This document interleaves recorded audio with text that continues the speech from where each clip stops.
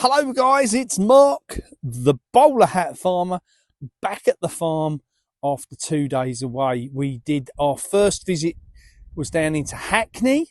So to Hackney, I need to tell you a little few things about it, and about the trip, and about how privileged that both Gloria and myself feel for being given the opportunity to go out and do these speeches, because there's loads of bad press coverage always out there, in mainstream media, and I don't go to the city because I don't like that many people. But what I will say is that we travelled down to Hackney on Monday morning. We got there hours and hours ahead of schedule, but wasn't sure what the situation was. So we got there, and we had pulled up on the side of the road, and there was this young Asian lad came walking across, and and preconceived ideas from my side, bad mark, I will say. However, this young lad came across and restored my absolute faith in humanity, and came across and said, "Are you guys okay? You look lost." I said, "Well, actually, we are, and we're looking for this place." And he said, "Oh, it's just over here. Come over here, show us where to park, get out away from the traffic wardens." And there we were. So we then went round. This is just brilliant, because we then went round to see the venue, and we met a guy called Sam, a local artist who was doing some work there. And Sam took us down to the coffee shop, got us a coffee, and introduced us to other people. Brilliant. Then we had a meeting with the guys from Stand Together and other meetings, and the day progressed beautifully. We then got to the point the meeting came at night. Stack full of people turned up, which had travelled, some quite a long way to hear us speak, and just made us so welcome. We then took back to where our accommodation was over in Lakenstow. We stayed with an absolutely lovely couple who absolutely spoilt us, I have to say. So to them, thank you very much. They took us into their home, gave us dinner, took us out for breakfast before we headed off, made sure we were parked up and so forth, and there was no issues. Just brilliant. Exactly what should happen, and how we as human beings should behave around each other. So Hackney, thank you very much for allowing me to come down. I was a bit concerned about that talk, I have to be honest. So I don't go down to the city very often, because I don't like it. And for me, that was absolutely the icing on the cake of a venue. The people who organised it, Katie who organised it, was brilliant. Katie then allowed us the next night to stay on her narrow boat in Stansted St Abbots, where the next talk was. And Stansted St Abbots was great, a brilliant audience again, lots of people there. Lots of people who are starting to understand what's going on, waking up about the food and farming side. Very awake audience anyway, but actually being there and talking to us and wanting to be in a position that they came and physically spoke to us, and to ask real serious questions about the government's new policy. Let's face it, the bombshell yesterday that they've dropped the SFI scheme. So this was a scheme that was set up about 10 years ago when they came out of the EU, to make sure that farmers did sustainable projects about the farms and they could claim money back on that. Everything's been dropped. They've dropped everything. I think this is just a spat in fic, personally, from Starmer, at the point that he's getting a kick in, obviously, from the farmers, so he's kicking back. What a cock to cancel all the money, eh? Anyway, so we went last night, Stansted St Abbots, and we were made so welcome there again. So stayed on the boat last night, got up early this morning to get away. We've come back to the farm. And from my side, I go about the country doing these talks, and, lots of people come and hear us. And it's always interesting to me that we are in the position people want to come and hear us to start with, that they take the time to take us into their homes, give us accommodation, feed us and so forth, so that we can put this tour on and make it possible. As a result of the people I met, over the last 2 nights, I've met people that have got quite a bit of money put aside and are desperate to buy some land. We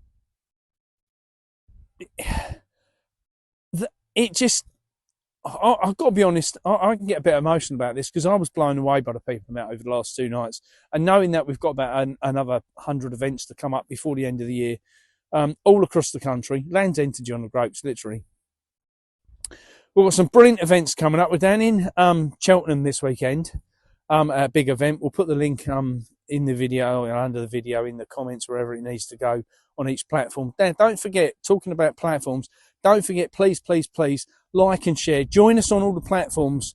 I know we're on YouTube, Facebook, Snapchat, I don't know, TikTok, X, whatever it is. Find us on everything and like and share, please. The numbers are growing. We're up at 70, I think 72,500 people now across social media.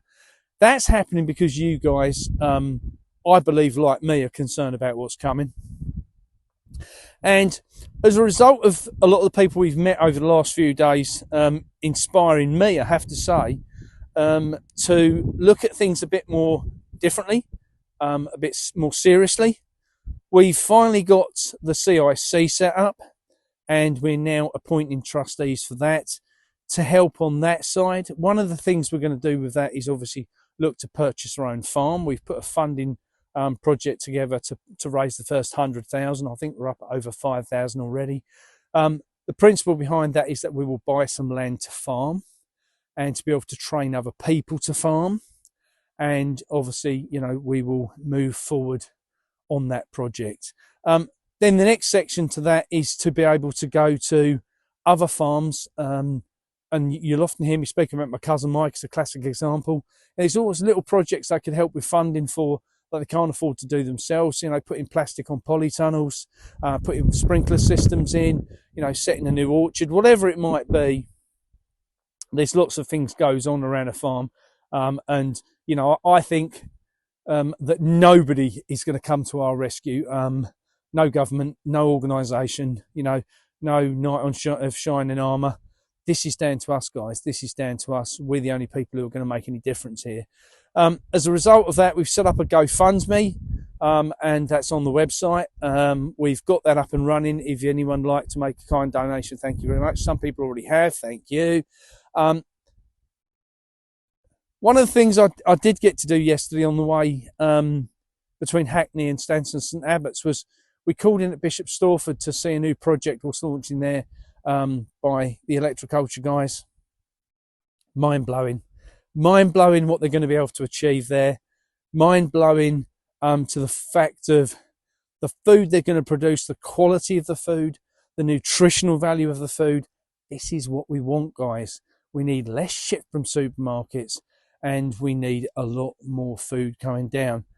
Don't forget, if you are in a position that you want to buy food, really top quality food, don't forget to check out the Good Food Project, because those guys, I think it's goodfoodproject.co.uk, they do all the stuff what a supermarket would do, not just fruit and veg, meat and all the groceries and everything. You can buy that online, get it delivered. It's all top quality, natural and organic stuff.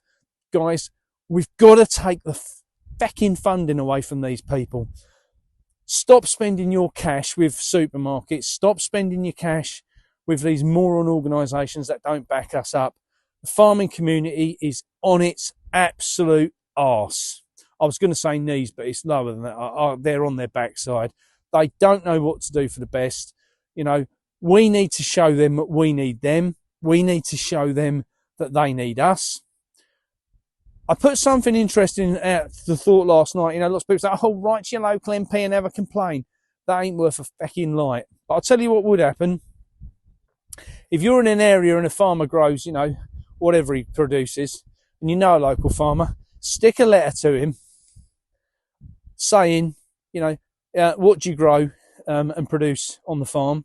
And I would suggest you say to him, we're looking to buy fruit and veg and meat locally direct from a farmer, and get all your friends to write to the farmers as well across the country, because farmers are wondering what to do next.